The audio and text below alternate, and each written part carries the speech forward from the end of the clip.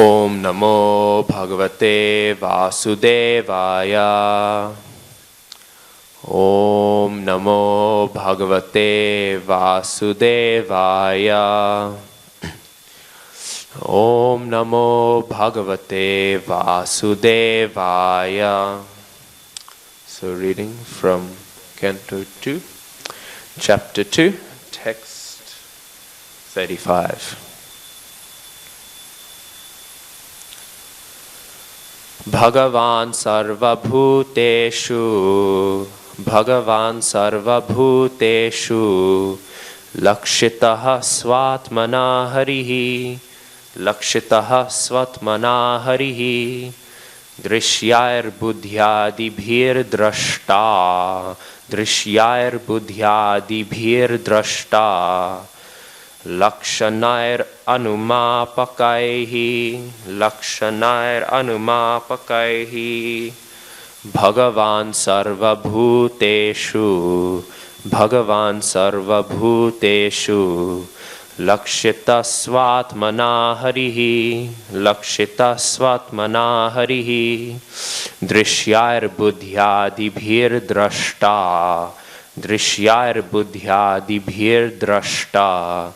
Lakshanair anumapakaihi Bhagavan sarvabhuteshu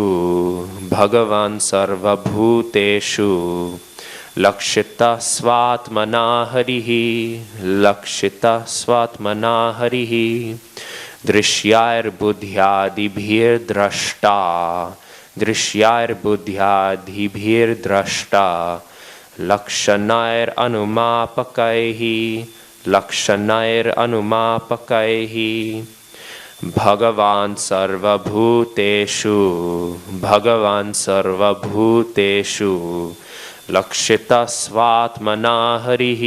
Lakshita svatmana harihi Drishyair buddhyadibhir drashta Lakshanair anumapakaihi Bhagavan sarvabhuteshu Lakshitaha svatmana harihi Drishyair buddhyadibhir drashta Lakshanair anumapakaihi Word for word. Bhagavan, the personality of Godhead. Sarva, all. Bhuteshu, in the living entities. Lakshitaha, is visible. Sva, atmana, along with the self. Harihi, the Lord. Drishyahi, by what is seen. Buddhi, adibhihi, by intelligence. Drashta, one who sees. Lakshanaihi, by different signs. Anumapakaihi, by hypothesis. Translation. The personality of Godhead, Lord Shri Krishna, is in every living being along with the individual soul. And this fact is perceived and hypothesized in our acts of seeing and taking help from the intelligence. Purport. The general argument of the common man is that since the Lord is not visible to our eyes, how can one either surrender unto him or render transcendental loving service unto him? To such a common man, here is a practical suggestion given by Srila Shukdev Goswami as to how one can perceive the Supreme Lord by reason and perception. Actually, the Lord is not perceivable by present materialized senses, but when one is convinced of the presence of the Lord by a practical service attitude, there is a revelation by the Lord's mercy, and such a pure devotee of the Lord can perceive the Lord's presence always and everywhere. He can perceive that intelligence is the form direction of the Paramatma plenary portion of the personality of Godhead. The presence of Paramatma in everyone's company is not very difficult to realize, even for the common man. The procedure is as follows. One can perceive one's self-identification and feel positively that he exists. He may not feel it very abruptly, but by using a little intelligence, he can feel that he is not the body. He can feel that the hand, the leg, the head, the hair, and the limbs are all his bodily parts and parcels, but as such, the hand, the leg, the head, etc., cannot be identified with his self. Therefore, just by using intelligence, he can distinguish and separate his self from other things that he sees. So the natural conclusion is that the living being, either man or beast, is the seer, and he sees besides himself all other things. So there is a difference between the seer and the seen.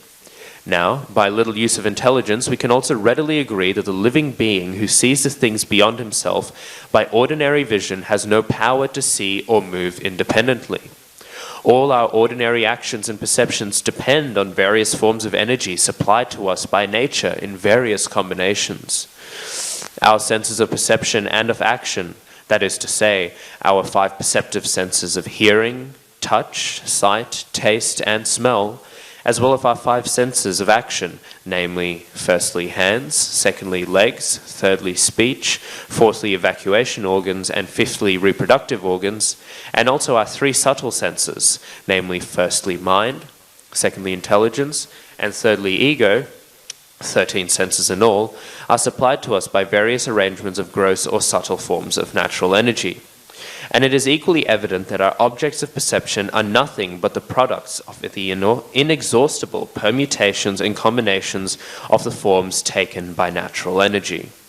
As this conclusively proves that the ordinary living being has no independent power of perception or of motion, and as we undoubtedly feel our existence being conditioned by nature's energy, we conclude that he who sees is spirit, and that the senses as well as the objects of perception are material. The spiritual quality of the seer is manifest in our dissatisfaction with the limited state of materially conditioned existence. I'll repeat. That is the difference between spirit and matter. There are some less intelligent arguments that matter develops the power of seeing and moving as a certain organic development, but such an argument cannot be accepted because there is no experimental evidence that matter has anywhere produced a living entity. Trust no future, however pleasant. Idle talks regarding future development of matter into spirit are actually foolish because no matter has ever developed the power of seeing or moving in any part of the world. Therefore, it is definite that matter and spirit are 2 different identities, and this conclusion is arrived at by the use of intelligence. Now we come to the point that the things which are seen by a little use of intelligence cannot be animate unless we accept someone as the user of or director of the intelligence. Intelligence gives one direction like some higher authority, and the living being cannot see or move or eat or do anything without the use of intelligence. When one fails to take advantage of intelligence, he becomes a deranged man, and so a living being is dependent on intelligence or the direction of a superior being. Such intelligence is all-pervading. Every living being has his intelligence, and this intelligence, being the direction of some higher authority, is just like a father giving direction to his son. The higher authority who is present and residing within every individual living being is the super self. At this point in our investigation, we may consider the following question. On the one hand, we realize that all our perceptions and activities are conditioned by arrangements of material nature. Yet we also ordinarily feel and say, I am perceiving or I am doing. Therefore, we can say that our material senses of perception and action are moving because we are identifying the self with the material body, and that the superior principle of super-self is guiding and supplying us according to our desire. By taking advantage of the guidance of the super-self in the form of intelligence, we can either continue to study and to put into practice our conclusion that I am not this body, or we can choose to remain in the false material identification, fancying ourselves to be the possessors and doers. Our freedom consists in orienting our desire either towards the ignorant, material misconception or the true spiritual conception. We can easily attain to the true spiritual conception by recognizing the super-self, Paramatma, to be our friend and guide, and by dovetailing our intelligence with the superior intelligence of Paramatma. The super self and the individual self are both spirit, and therefore the super self and the individual self are both qualitatively one and distinct from matter. But the super self and the individual self cannot be on an equal level because the super self gives direction or supplies intelligence, and the individual self follows the direction, and thus actions are performed properly. The individual self is completely dependent on the direction of the super self because in every step the individual self follows the direction of the super self in the matter of seeing, hearing, thinking, feeling, willing, etc. So far as common sense is concerned, we come to the conclusion that there are three identities, namely matter, spirit, and super spirit. Now if we go to the Bhagavad Gita, or the Vedic intelligence, we can further understand that all three identities, namely matter, individual spirit, and the super spirit, are all dependent on the Supreme Personality of Godhead. The super self is a partial representation or plenary portion of the Supreme Personality of Godhead. The Bhagavad Gita affirms that the Supreme Personality of Godhead dominates all over the material world by partial representation only. God is great, and he cannot be simply an order supplier of the individual selves. Therefore, the super self cannot be a full representation of the Supreme Self, Purushottama, the absolute personality of Godhead.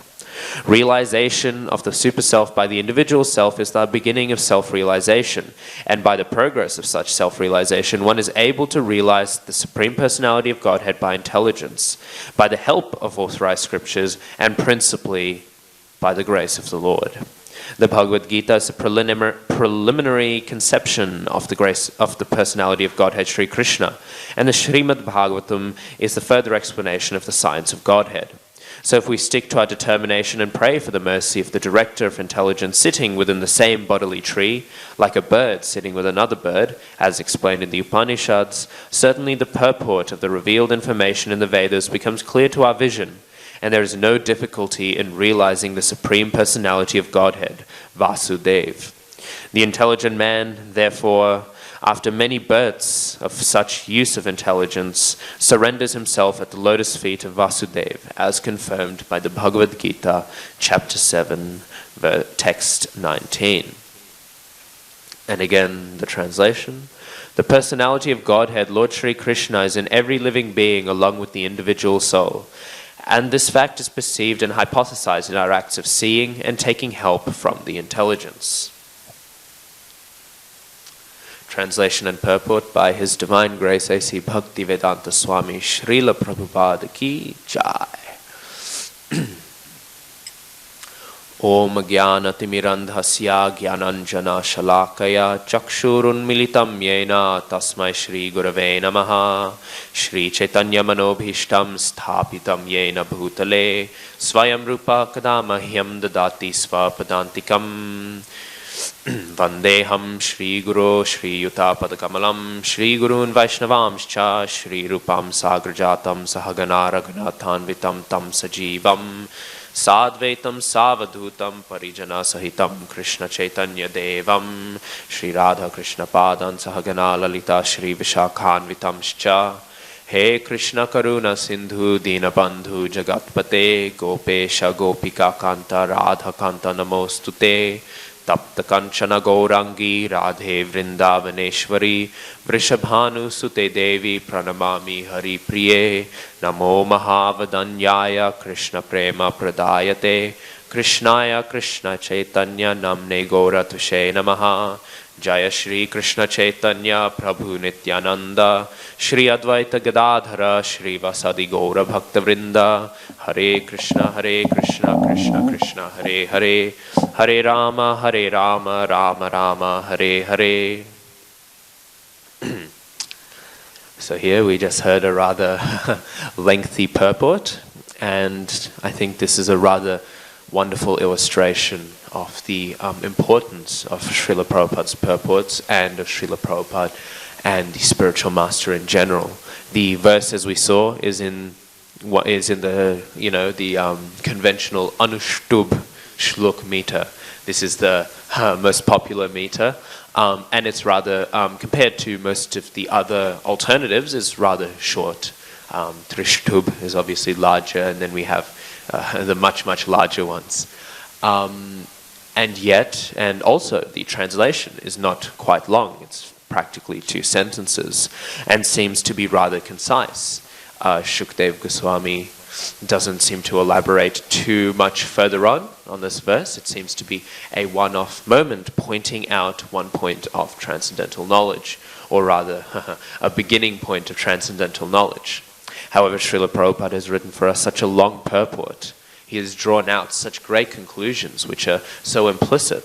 Obviously, they're all implicit. Everything Srila Prabhupada writes in his purport is found deep within this shloka. However, how could one find such a complex and convincing argument that one is not the body, one is not the mind, and that furthermore, that whatever we are, be it not the body or the mind, it is guided by something of a similar but greater substance. Well, the same substance, but of a greater quantity.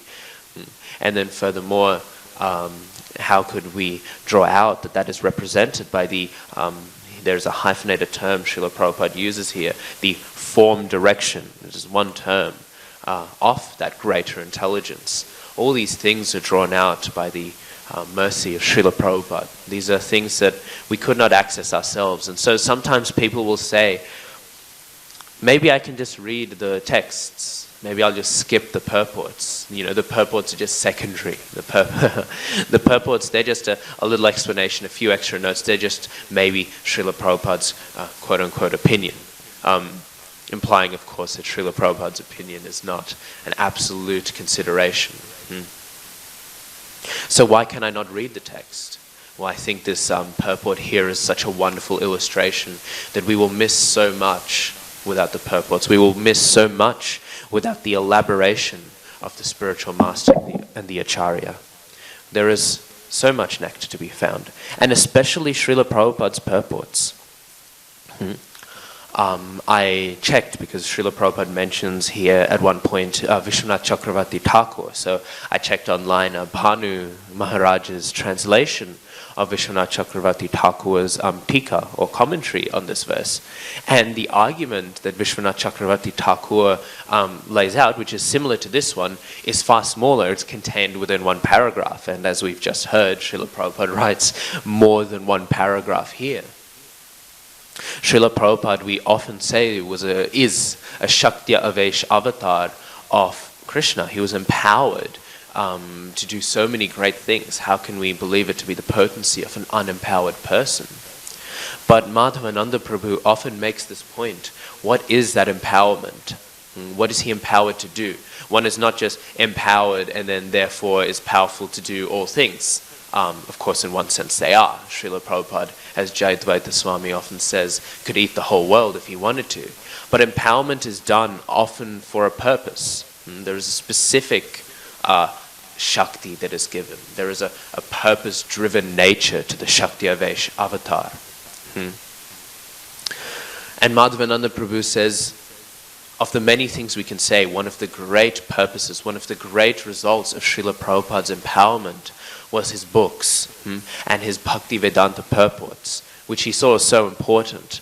Why? Because they make so accessible this esoteric knowledge that is so hard to understand. For the whole world, anyone can pick up a Bhagavatam, and by studying deeply Srila Prabhupada's purports, that which is so far away from the reach of our minds becomes so close. Srila Prabhupada explains in the most simplest of English, or rather the most accessible of English. I don't think we can really call this purport simple, but in the most accessible of English, the most accessible of languages, crude as it is, he explains the transcendental conclusions of the Vedic literature. And we know Srila Prabhupada valued his purports a lot. Actually, there's a letter written to, I believe it was Hayagriva, then Swami, who was editing the Bhagavad Gita as it is. And he was having some problems keeping up to track. And Srila Prabhupada said, actually the translations, you can just use one of the, for the translations of the texts, you can use one of the Bhagavad Gita translations that's going around. Just use that, you can base it off of that. Functionally, there will be not too much difference. Then follow my notes to clarify the extreme discrepancies. But besides that, it is my purports. That is what is important. It is the purports where the Bhakti Siddhanta or the Bhakti Vedanta, the science, the transcendental science of the devotional cult is being revealed. So the purports are so important, and they reveal truly that empowerment that Srila Prabhupada had as the Shenapati Bhakta to preach all over the world, to every town and village. That one cannot without empowerment preach so clearly and simply such complex and high truths without such importance. And yet also, not only do we have the glories of Srila Prabhupada's Bhaktivedanta purports, but those purports then in turn, by drawing out so many deep conclusions, glorify Srimad Bhagavatam itself. Srimad Bhagavatam, I think we would have already covered this purport. I can't remember now exactly where it is in second canto, but it is in it would be in the speaking of Chatur Shloki. Yeah, so we will cover later on. Srila Prabhupada writes, here we have the entire Bhagavatam contained in 4 shloks. But one should not think that this Bhagavatam is any less than the Bhagavatam we have today, composed of so many thousand. There is still that infinite depth contained within it. Because Srimad Bhagavatam is the literary incarnation of the Lord. And being the literary incarnation of the Lord, just like the Lord, it can be smaller than the most small and larger than the most large, but does not at any point reduce its potency or its depth. It is no less, in the same way that the Lord is no less the Lord when He is the smallest of the small, or when He is the largest of the large. In the same way, Srimad Bhagavatam still has all of its infinite, and it is an infinite depth, no matter what size it takes. And here we find in this one small text so many conclusions, so much depth is to be drawn out. There's a story of a man who sends his son to study in Benares, an area of lots of education. It's a place to go if you want to learn things. And so he sends his son there, and his son goes and he spends a few years there, and he studies all various things needed for his material well-being, and of course some spiritual things as well. Maybe he was at a more cultured time when people realized that that is the paravidya, the highest education is that of spiritual knowledge. So his son goes, and when his son returns, the father asks him, what are all the many things you learned? And the son says this and that and this and that, and the father is very happy to hear this, and he says, you've had a rather comprehensive education. And he said, surely then you would have studied Srimad Bhagavatam. No education is complete without it, and any education with nothing else but it is complete. And the son says, yes, we studied Srimad Bhagavatam. What a wonderful text, very, very difficult. And then the father says, yes, it is rather complex. There is a lot of depth to it. But now surely you should understand it. And the son said, yes, after lots of wrangling and difficulty, I understand now Srimad Bhagavatam, studying as I did. And then the father says, okay, then you must go back and you must study Srimad Bhagavatam again. And so the son, confused, goes back. And this time, rather than studying all the various topics, he studies only Srimad Bhagavatam for a few years. And then he comes back finally to his father, and his father says, wow, it's so nice to see you again. How was your study of Srimad Bhagavatam?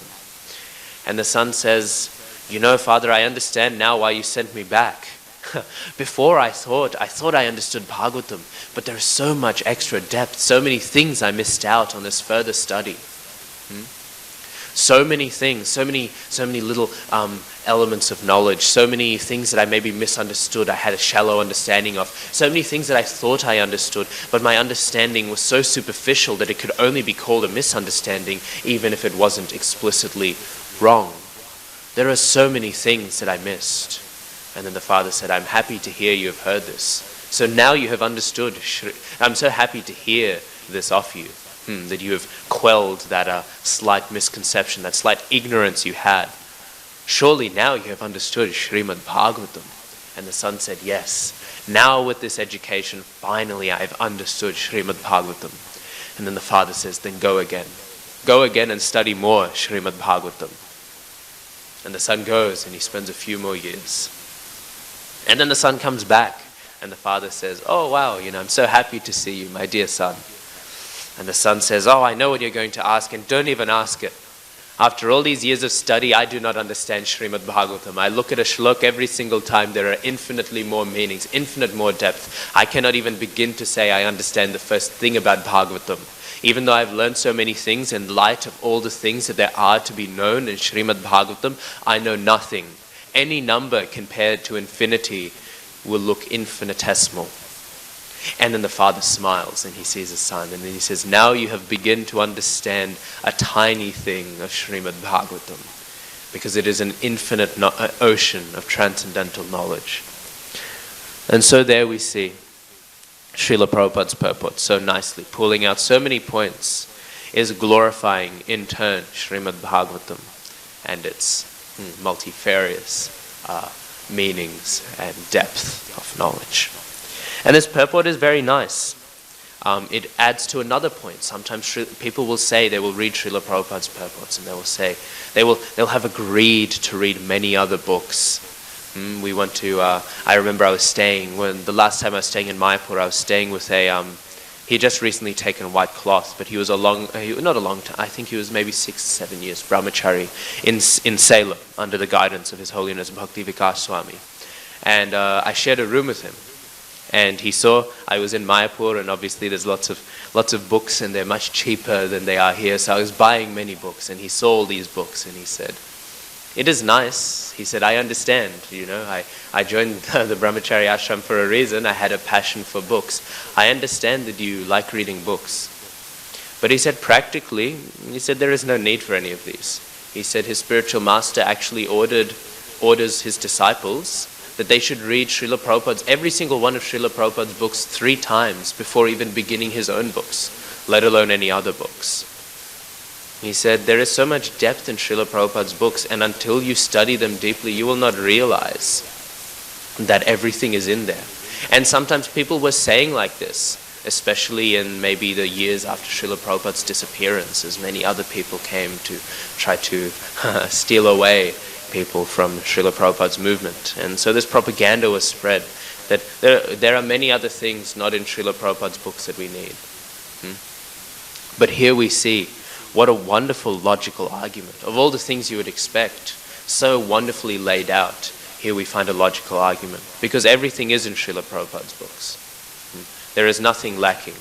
His Holiness Gaur Govinda Maharaj made that such a big part of his campaign. So in Srila Prabhupada's books, we will find everything that we need. We do not need to read necessarily other books of philosophers making their philosophical arguments for the existence of God. I used to read rather widely. I used to like to read all these philosophers with all their logical arguments. And I found, now that I've reduced the reading of those things and just reading Srila Prabhupada's books, I think, these philosophers should have just studied Srila Prabhupada's books.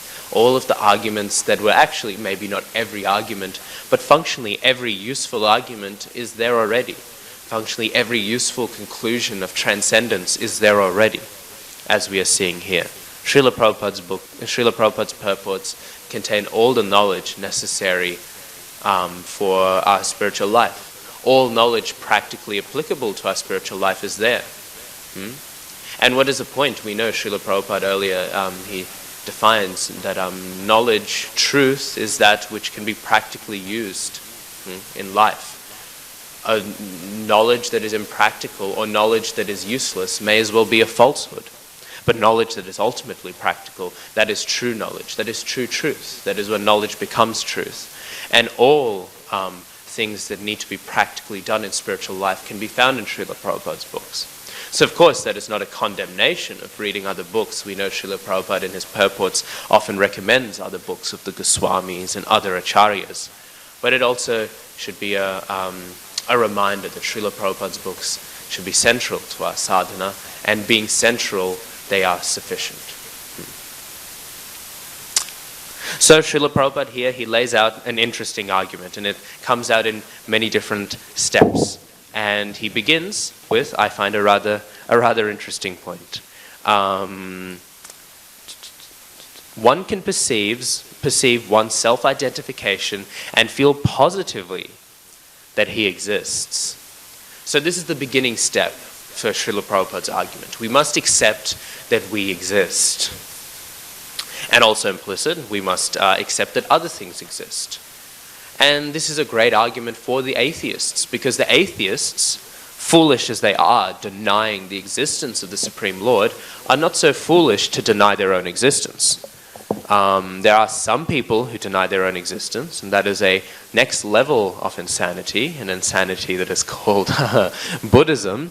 But that even the Buddhists and the Mayavadis, the Buddhists will say nothing exists. They are voidists, everything is just a process, everything is just a flow.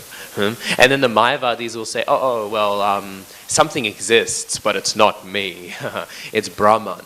The jiva is just an upadhi.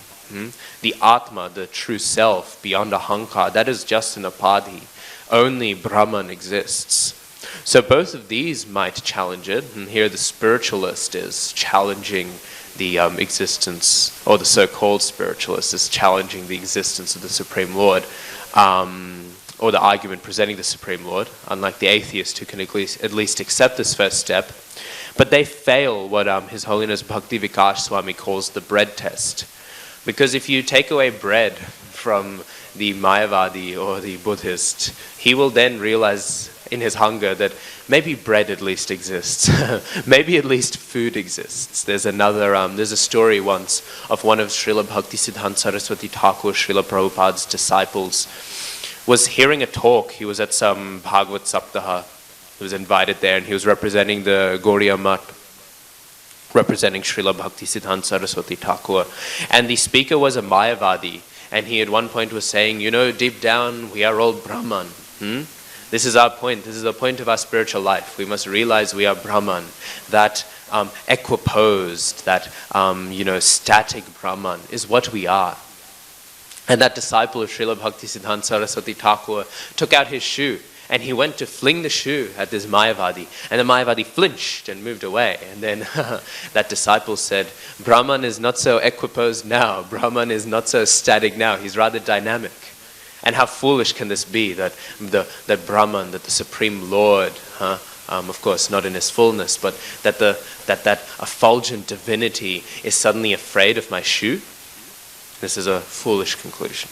So they failed the shoe test and the bread test.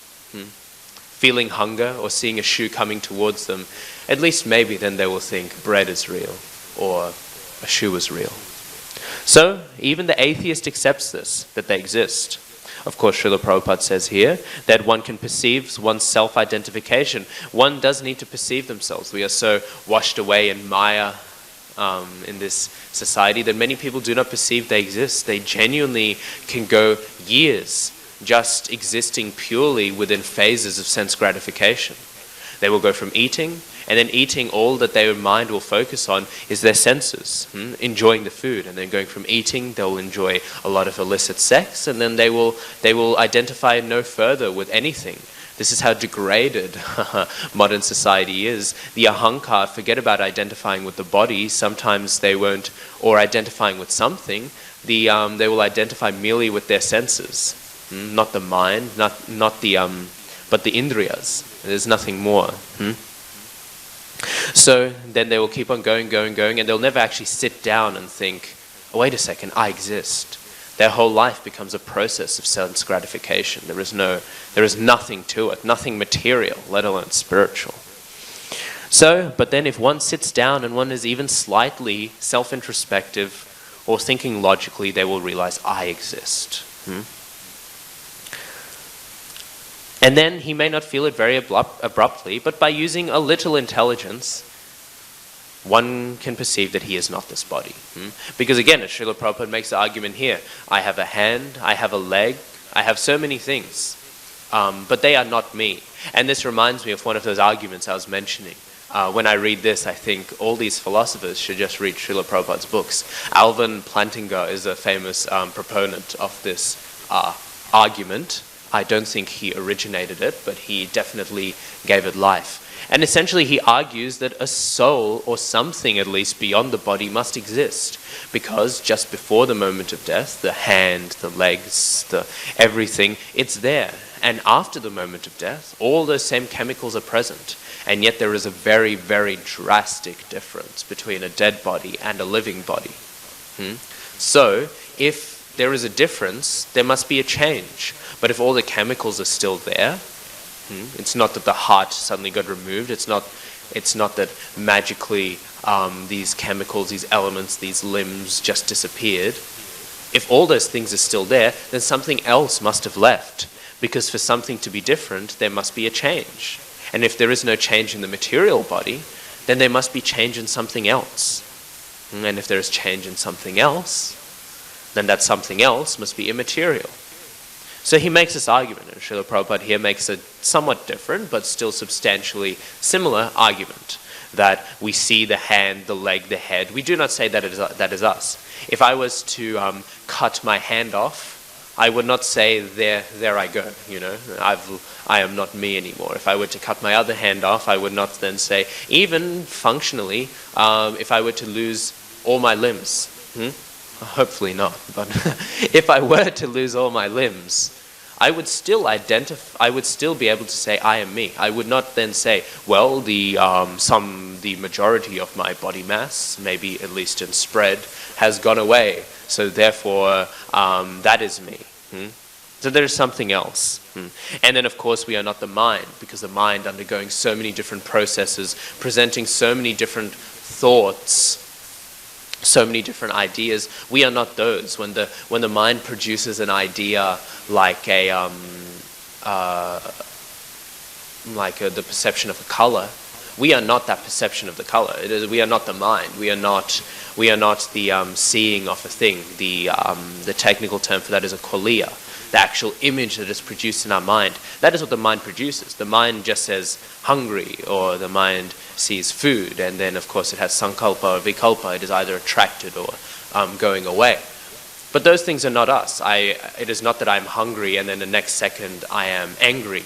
Those are merely states that the mind produces, because I'm constant. I'm not just the shifting of those emotions. Why? Because, as Srila Prabhupada mentions later on here, because I am seeing these things. I'm seeing this material realm beyond me. So there we can infer that I am not this body, I am not this mind. Furthermore, Srila Prabhupada says we are not independent in any way. We are completely dependent on material nature in order to do anything. Srila Prabhupada lists the Gyanendriyas and the Karmendriyas and the different tools by which we interact, and they are all material. And furthermore, even with those tools, we are not independent. We need the demigods who are predominating over our senses, and also furthermore, we cannot see anything without sunlight. This is the special significance, of course, in Varnashram society. Varnashram society, with all of its sacrifices to the various demigods, is a society, and I mean this not in the Daivi Varnashram form, but more in the mundane Varnashram form. It still is geared towards a spiritual understanding, because one understands that without these demigods, without these external powers, I am useless. So it is an expression of gratitude, which of course can hopefully later develop into the highest expression of gratitude, which is the path of devotional service. So they're fully, the living being is not matter, but he is also not independent. Furthermore, this being separate to the material existence, the central symptom Srila Prabhupada gives is his dissatisfaction with the material world. Because the difference between matter and spirit, or the symptom of spirit being spirit, is that it is not satisfied with material existence. And how much do we know this? How dissatisfying is the material world? One needs only scratch their back and have that temporary pleasure, and then feel the virtual emptiness of it, to realize functionally just how vapid and empty the pleasures of the material world are. And so on, Srila Prabhupada then Yeah, so with that argument, then Srila Prabhupada argues, but there is an intelligence which seems to be guiding this seer, and that intelligence, therefore, is higher, and that intelligence is the Paramatma. This is a really interesting and wonderful argument. And then, of course, Srila Prabhupada continues to argue, and he lays out really wonderfully why there must be a Paramatma. But then in the final paragraph, Srila Prabhupada makes a really interesting and wonderful switch. So, as far as common sense is concerned, we come to the conclusion that there are three identities, namely matter, spirit, and super spirit. Now, if we go to the Bhagavad Gita or the Vedic intelligence, we can further understand, and then, of course, Srila Prabhupada goes on to describe the Supreme Personality of Godhead, referring, of course, to Bhagavan. Here is Srila Prabhupada showing the proper and intelligent way of thinking. Rationality and logic, which Srila Prabhupada has so masterfully and perfectly implemented here, are valuable things, yes, but they have their limitations. And at one point, we can assert no more, and we must go to higher authorities. That is not an irrational move. That is, in fact, rational. And Srila Prabhupada here, demonstrating the power of his logical and rational faculties, has then gone on to say, but there is knowledge beyond intelligence. The Supreme Lord is not irrational, but he is transrational. There was a meeting once with Srila Prabhupada with the members of Mensa, and Mensa is like an organization, roughly speaking, of snobs. It's people with high IQs. So they see themselves very intelligent, and the idea is, oh, we are high IQ people. It really sounds rather narcissistic, but the idea is high IQ people should associate with other high IQ people because we're so intelligent. We don't want to associate with those illiterate, low IQ people. And Srila Prabhupada was talking to two of these people, and they were speaking to him, and at the end of the conversation, they told Srila Prabhupada, they said, oh, because of course they're members of Mensa, they are the authorities on the topic.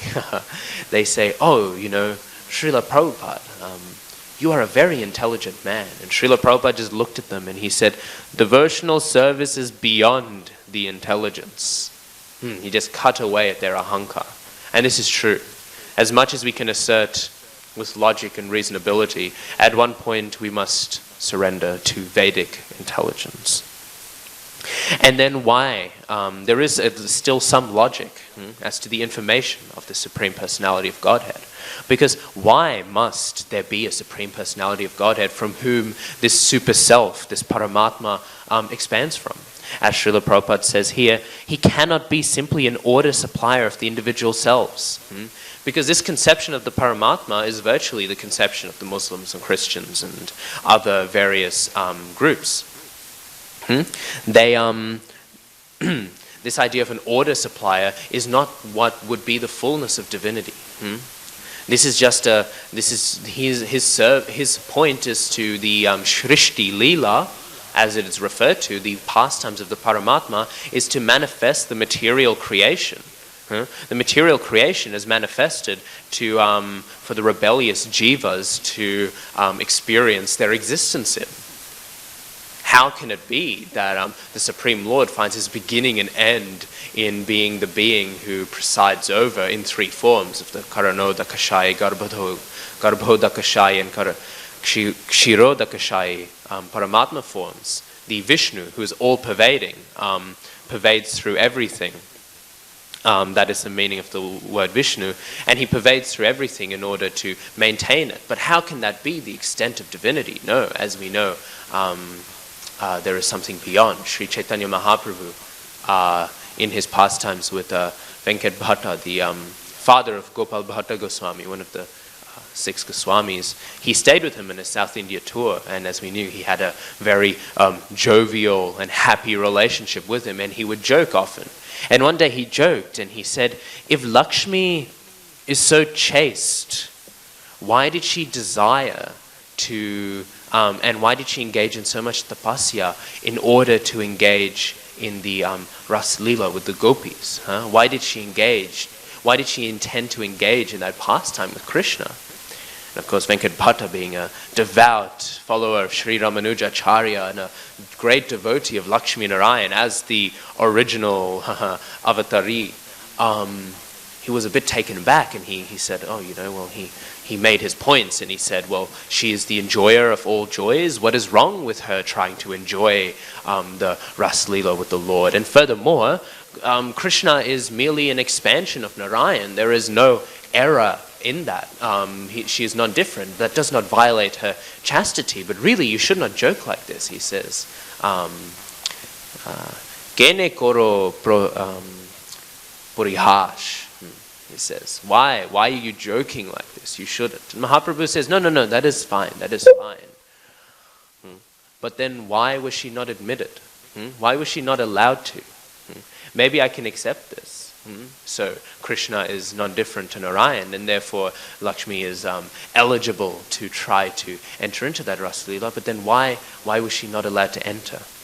And at that point, Venkatbhatta, and of course Mahaprabhu, then I don't have time to further elaborate how he elaborates with wonderful shastric evidences and logical proofs that Krishna is the Supreme Personality of Godhead from whom Narayan emanates. But from this point, from this joking, Mahaprabhu illustrates that Supreme Lord who is sweet and enjoying and beautiful, who in his infinitude celebrates it, who does not exist for a purpose, anything other than to dance.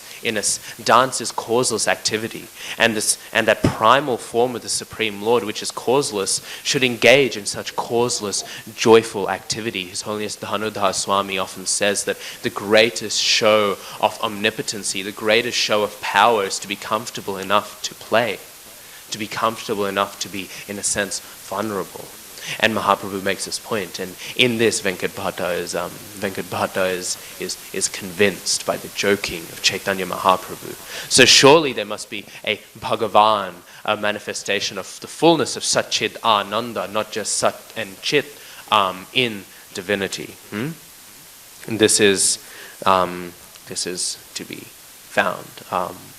This is the point Srila Prabhupada makes. And such things must be revealed because they are beyond the material world. We can infer from this material world the something of the nature of he who is performing its Shrishti Leela, its pastime of manifestation. But beyond its realms, then we must take the authority of the Vedic knowledge. So everything is composed. And such a knowledge is the full manifestation. As Srila Prabhupada mentions here, the living beings must have consciousness. The living beings must be consciousness. It is like saying that the living being does not have a soul because one cannot perceive the soul. It is like saying a knife is not sharp because it cannot cut itself. The soul is consciousness itself. The very act of perception of all these other material things is evidence of the soul. But the reason why we see a variety in it is, as Bhaktivinoda Thakur explains, there is a gradations. Srila Prabhupada mentions here that if it is man or beast, there is gradations of this consciousness. And it is based, these gradations of consciousness, and I'll wrap up on this point, these gradations of consciousness are based on this realization of the progressive realizations, first through logic and then eventually through the Vedic version of the nature of Bhagavan. Consciousness begins in a form known as achadita. This is a covered form. This is trees and rocks and other plants. It is covered. So this is the most unmanifest that consciousness can be. It is still there, but it is not so evident. A bit higher than that is sankuchita. Sankuchita is that of the beasts, that of the animals, that of the creatures. Sankuchita Chaitana. Because the living being is Chaitana, he is conscious, and the material world is Jara. It is material, it is unmoving, it is unconscious, it is transient, and it is not immutable like Chaitana, consciousness is. Higher than that is Mukulita. Mukulita is the Sankuchita is like a growing form. It is growing. It is shrunken. It is the shrunken form of a flower. Then we have mukulita. Mukulita is budding. The flower begins to be budding. This refers to a certain class of man whose consciousness is just barely manifest. Bhaktivinoda Thakur says these include the uncivilized tribes, so tribal people who are totally ignorant of anything. It also includes the race, the people we most commonly see in the world today, civilized people who have understood science and maybe have understood how to arrange themselves according to knowledge. They have some understanding of civilization, and they use that entirely for meat eating, illicit sex, and all other forms of sense gratification because they have no understanding of morality or of God. The mlechas. A little higher are those who have knowledge of morality but are totally ignorant of God. These are all still within the budding consciousness. Their consciousness is still not fully manifest. These would be Buddhists. Buddhists hold to a very high standard of morality. Most of them really follow a very similar moral scheme, of course lacking the most essential part, the Ishavasya principle of surrendering everything to the Lord who is controller of all things. But beyond that, they have a good sense of morality, but total ignorance about the nature of God. Then there is again also within this category, still not at the next point, which is vikasita chetana, which is a blossoming, slightly blossoming the flower. We can start to see the beautiful petals of what a living being, truly alive, truly conscious looks like, but still not there, are the races who have the people who have knowledge of ethics and some understanding of the Lord, but it is speculative. So this would be the karmakandis, the karmavadis. So they have some understanding of the Lord, but it is not yet developed. As Srila Prabhupada says here, the people who would treat the Lord as the order supplier of the individual selves.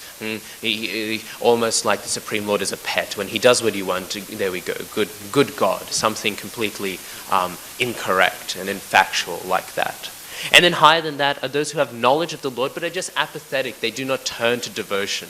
This would probably include most of, say, not most, I don't want to accidentally commit aparadh, but this is a common issue seen maybe among devotee children who grow up in ISKCON and they're aware of the Lord, they're aware of all of these things, but they just don't care about devotional service. You know, they'll come maybe for a sense of community, and because they don't want to upset their parents, maybe they'll, whip on a tilak or something, but practically speaking, they do not turn to any devotional service, and therefore their consciousness is also to be considered in the budding stage. And then finally, the Nirvisheshavadis and the Gyanis, the Jnana Yogis. These people are also to be considered. Yes, their consciousness is more developed than a beast, but it is still not at the platform of Vikasita. Vikasita meaning the blossoming. And then who is at the platform then of Vikasita? Of Vikasita Chaitana? The devotee engaged in sadhana. The sadhana, the sadhak, engaged in devotional service. And then we reach the final point.